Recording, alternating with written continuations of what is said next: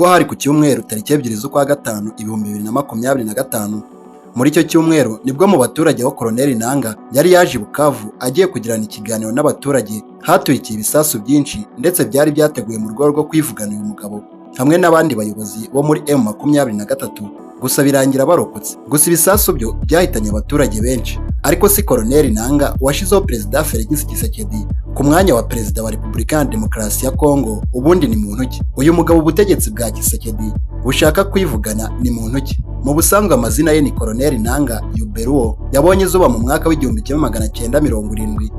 Avukira muri Repubulika ya Demokarasi ya Kongo. Uyu mugabo ni umunyapolitike, akaba kandi umuhuzabikorwa w'ihuriro AFC ryibumbiyemo imitwe ya politiki n'iyitwaje intwaro nka AFC M23. Colonel Nanga yarize akaba yarashoje amashuri ya kaminuza i Kinshasa mu bijyanye n'ubukungu. Uyu ni umugabo uzwi cyane muri Repubulika ya Demokarasi ya Kongo kuko mu mwaka w'2015 Colonel Nanga yagizwe perezida wa komisiyo yigenga y'amatora CENI.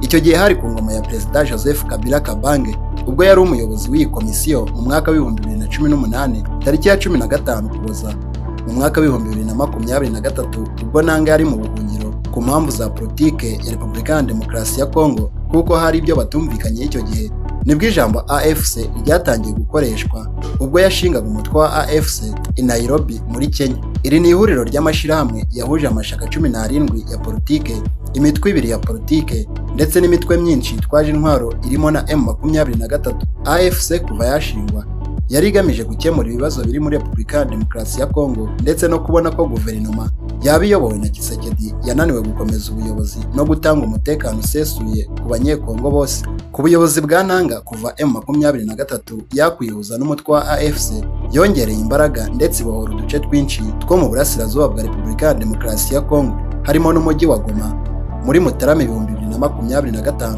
ndetse na Bukavu muri Gashyantare 2025. Colonel Nanga uyobora ihuriro rya AFC M23 yemeza ko intego yabo ari uguharanira uburenganzira bw'abanyekongo muri rusange nta vangura. Kuba Nanga yarahindutse avuye ku buyobozi bwa komisiyo y'amatora akajya kuba umuyobozi w'inyeshyamba bishimangira imikorere igoye ya politiki, amoko n'amakimbirane biri muri Repubulika ya Demokarasi ya Kongo bitewe na perezida uriho ubu Félix Tshisekedi. Ngayo nguko rero amateka ya Colonel Nanga, umuhuzabikorwa w'ihuriro rya AFC M23, akaba umugabo w'imyaka 55 y'amavuko. Tugushimiye kuba wari udukurikiye. Wowe icyo usabwa nta kindi ni ugukanda subscribe